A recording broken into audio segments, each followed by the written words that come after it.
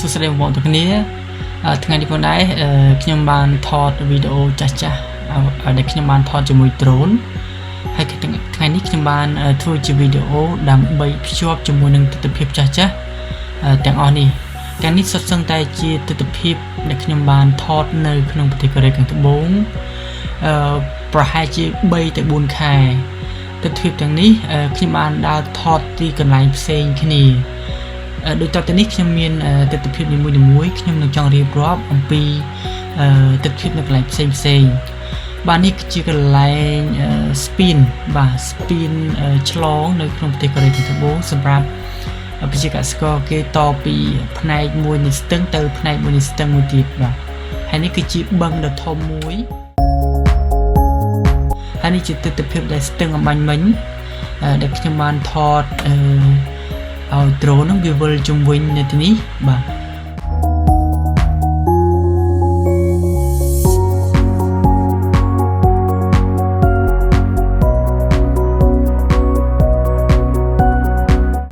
ហើយបន្តមកទៀតនេះគឺជាទិដ្ឋភាពនៅក្នុង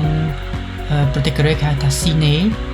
បើខ្មែរយើងគេហៅថាទីក្រុងតំបន់ទីប្រជុំជនសម្បូរប្រជាជនរស់នៅចំណែកទីនេះវិញគឺជាកន្លែងតំបន់អភិវឌ្ឍសេដ្ឋកិច្ចបើនៅស្រុកខ្មែរយើងអាចនិយាយបានថាជាតំបន់សេដ្ឋកិច្ចអភិវឌ្ឍពិសេសស្ទឹងអំបញ្ញមិញដែលខ្ញុំបានដើរកាត់ហើយនេះក៏វិលមករកហើយក្នុងនេះគឺជាតំបន់សេដ្ឋកិច្ចដូចគ្នាក៏ប៉ុន្តែខ្ញុំថតចុះថតឡើង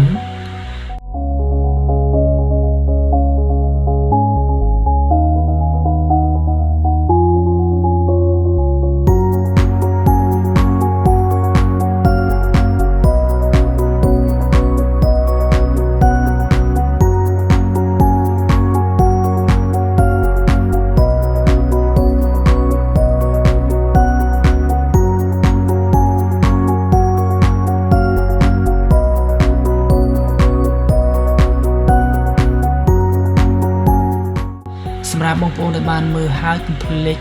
ជួយចែករំលែកបន្តកុំភ្លេចជួយ share និង like ផងបងប្អូនបាយបាយ